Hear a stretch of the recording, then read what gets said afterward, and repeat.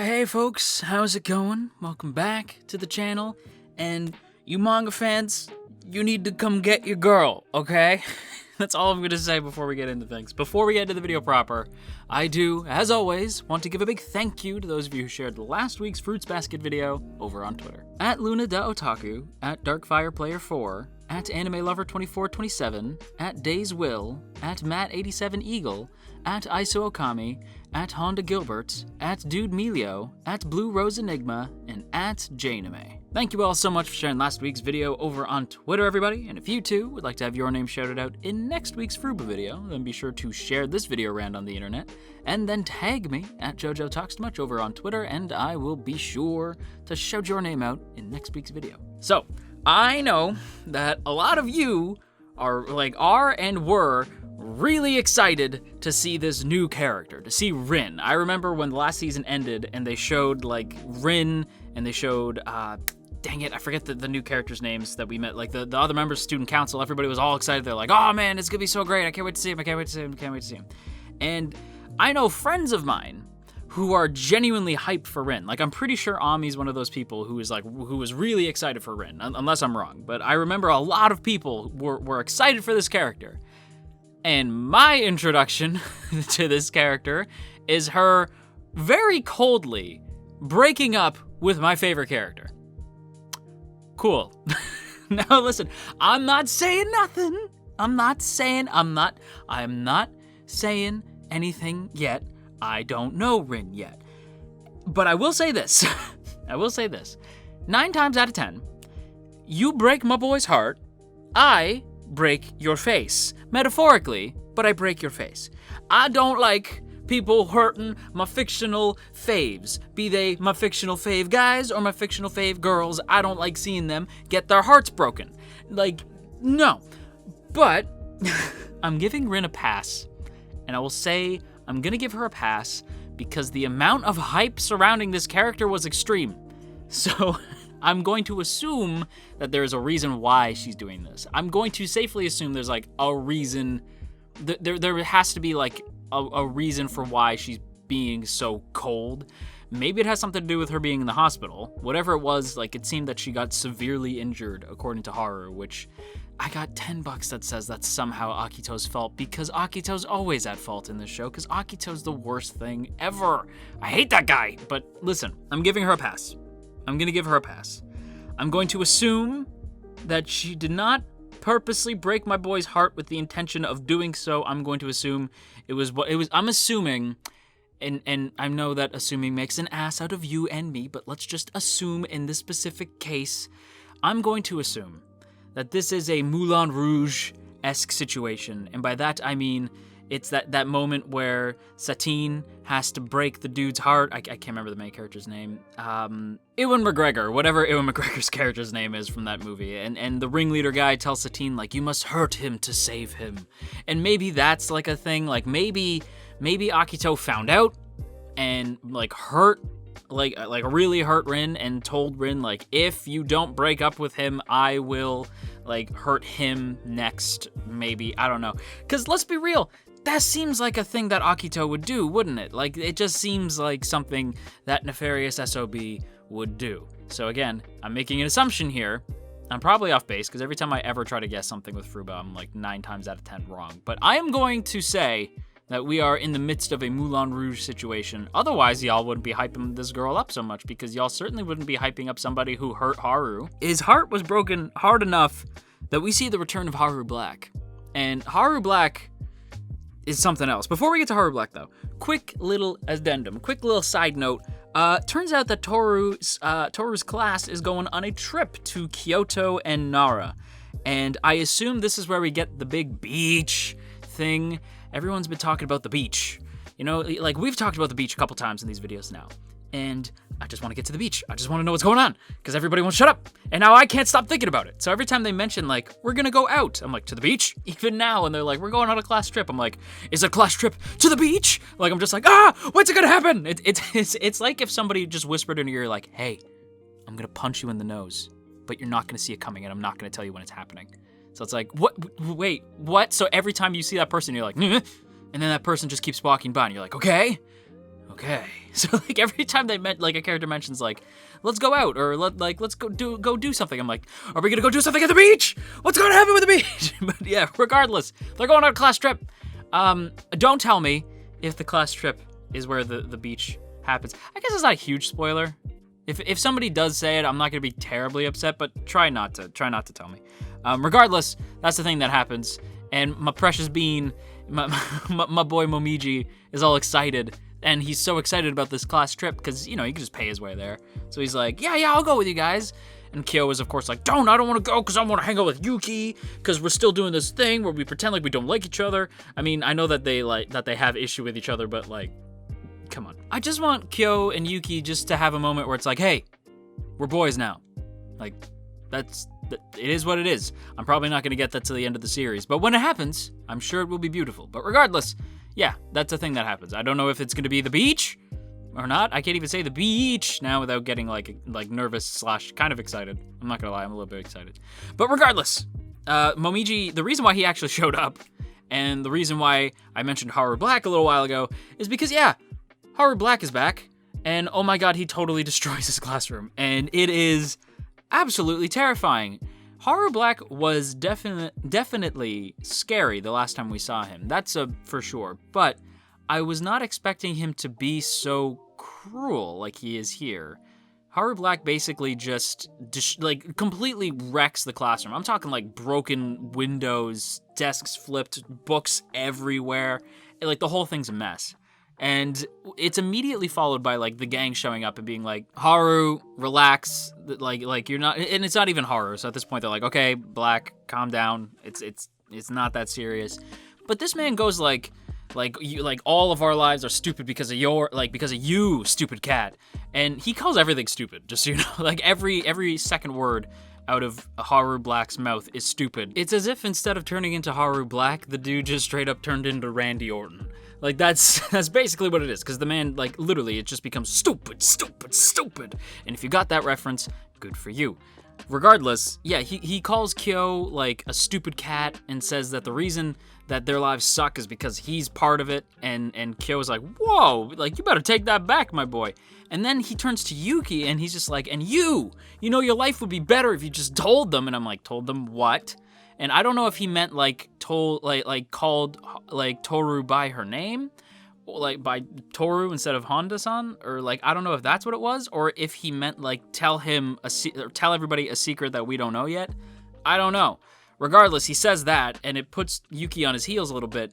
And then my boy does the unthinkable, and he reaches out and like really, in a mean way, grabs Toru. And I was like, you take your hands off the precious bean. And immediately, Kyo, with the swiftness of a cat, like punches Haru clean across the classroom. And is like you don't bring her into your little tantrum. And I was like, ooh, it was intense stuff. And I just, like, usually I'm excited to see Haru Black. This time it just kind of broke my heart.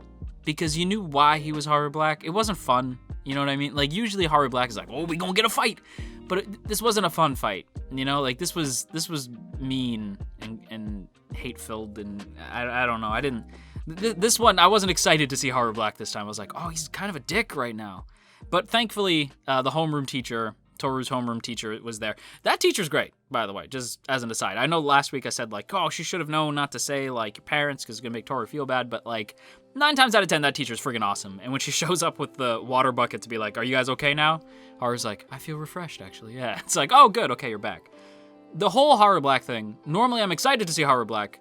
This time around, I don't know about you guys, but I was genuinely kind of, like, emotional. I was like, man, because you know it's because his heart's broken. And there's this great little scene where, like, Yuki and Haru have this talk afterwards. And it's basically Yuki running to make sure that Haru's okay, and also probably to feed the ship that I ship so hard. Like you know, like, you guys, I know one of you at least was watching this episode going like, oh, JoJo's gonna love this. Like, as soon as Yuki runs over to Haru, I'm like, of course he did, because that's his boyfriend. But I mean, I know Rin's his ex-girlfriend, but like I'm just gonna assume that I'm just gonna assume that Haru's poly. That's what I'm assuming. I'm kidding, but I'm also not. But like, when Yuki runs up and is like, listen, like, I like, I just came to check on you, and, like, I hate that you're like this. Like, I hate that you're upset about this, and I hate that you're so selfless. Like, because it's true. Like, when you think about it, when you think back on all the times that we have seen Haru, 9 times out of 10, Haru is acting on someone else's behalf. He's just that kind of dude. It's why I like Haru so much. Like, he's just like, no, I'm trying to act to protect the other characters, like Kisa, Toru, Yuki. Like, he's acting in a way to protect other people, to help other people, because he doesn't really think about himself too much. And he's like, hey man, if I wasn't selfish, I wouldn't have turned into Haru Black in that classroom. And I'm like, yeah, but like, you're allowed to have little mini falls. Like, you're allowed to be selfish sometimes. And he even says as much to Yuki, like, listen man, like, you're not selfish, otherwise you wouldn't have come to check on me. Like, just point blank, you're not selfish. And like, that bond is so good. It's so sweet. I love the Yuki Haru dynamic. It's so good. And yeah, like, I don't know, like Yuki in particular is so, like, he's grown so much. Like, he has grown as a character so much to the point where we see him do something that I assumed we wouldn't get for a long ass time. And yet here we are, like, whatever episode this is, like 3 or 4, I don't even know where we're at anymore. But yeah, like, he runs to the Soma estate. I was not expecting that at all. I could never have anticipated that Yuki would have done that for Haru. And when he goes to check, there's Rin. Rin, sure enough, runs to the Soma estate. She ran away from the hospital again. And like, she also like watches him leave at the end, which I find interesting. I want to know what's up with Rin. Again, I'm giving Rin a pass. If it was anybody else, I would not have given them a pass for breaking Haru's heart like that. But it's Rin, and everybody screams about how great she is, so I'm hoping that she wins me over too, because right now I'm like, ooh, you a bad person. But like, regardless, Yuki runs to the Soma estate, and he runs into this mean, wicked old lady who's just like, you go back to Akito's side before you do something irreparable. And I'm like, oh, you mean like how Akito like mentally tortured this kid like that, you friggin' old bat? But yeah, like, Yuki, sorry, I don't know where that came from, but just like, this is my boy, okay? I'm very protective of these characters. But Yuki runs off, and he's just like, gotta go, bye! And he runs to check on Haru, and Haru's room is exactly what you think it would be. Dude's got a mountain of these like fashion magazines. Of course, he's a big RPG fan. I should have guessed that. Cute side note, the characters in the game, he named them Yuki, Haru, and Kyo. Great, I love it. It's awesome. Yeah, every little detail about Haru's room is fantastic. Like, very, like, you could really dig into all like the background. That's the quality that I've come to expect from Fruits Basket, where even like the room, even the setting itself is like a character. It embodies that character impeccably well. We saw that even with Kyo's dad, well, Kyo's biological dad. Like, even though that guy's a dick, that room was cool, and like, it reflected him as a person. So it's like, it's interesting. I've come to expect good quality background art from this show. And yeah, it's just, I don't know, it's just another sweet scene between Yuki and Haru, and it's great. And it's just, Yuki came to check on Haru, but Haru's doing okay. They cheer each other up, and then Yuki's off back home for supper. And another thing that I loved is that when it cuts back to Shigure's house, nobody's eating because they don't want to eat without Yuki. And I don't know why, I just thought that was really sweet. Like, because Shigure is normally like a shithead, but the fact that he's like, oh, like, I'm hungry. And then Toru's like, oh, I'll make yours right now. And he's like, you know what, actually, I have to send an email. So, you know what, I'm going to go send that email, and I'll eat after that. And he walks away. And you know that's because he's like, I don't want to eat without Yuki. It'd be weird. And so I really like that. They gave me a horror episode, so like, you know, I loved it. I don't think I could have just summed this whole video up with, it's a horror episode, so I loved it. It is what it is. With that said, everybody, I'm going to wrap up today's video. Question of the day today. What is your favorite horror ship?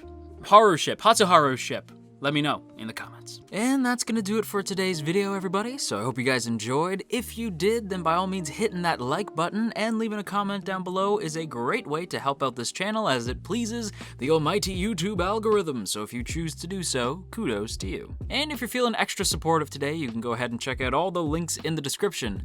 One goes to my Twitter, another one is to our Discord server, another one to our merch store if you feel like grabbing yourself a mug, and of course, our Patreon page. page. And speaking of the Patreon page, I do want to give a big thank you to those of you in the T Squadron who support this channel month to month. Let's go ahead and do the Earl Grey shoutouts. Zevi, Andrew W, Branson C, Bria Rose, Calvin A, Crowbar of Irony, Daniel G, Digger the Fox, Dominic G, Emily, Ionos, Urza, Ginkotaku, Godzilla Fan, No For Nothing, Maria T, Marshall B, Mater, Mirth Mouser, Cell, Shadow Creative, Stephen G, Sakochi, The Suavest Orange, Tristan G, and Veridon. Thanks so much for your continued support over on Patreon, everybody, and if you too would like to join the T Squadron, then be sure to check out the first link in the description to check out our Patreon page. That is a huge way to support the channel. And again, be sure to check out the other stuff in the Discord as well. Go join our Discord. It is now public. You can all join. Everybody can hop in the Discord. Follow me on Twitter if you want me to ramble at you even more. And until next time, you stay classy, AnyTube, and wash your dang hands.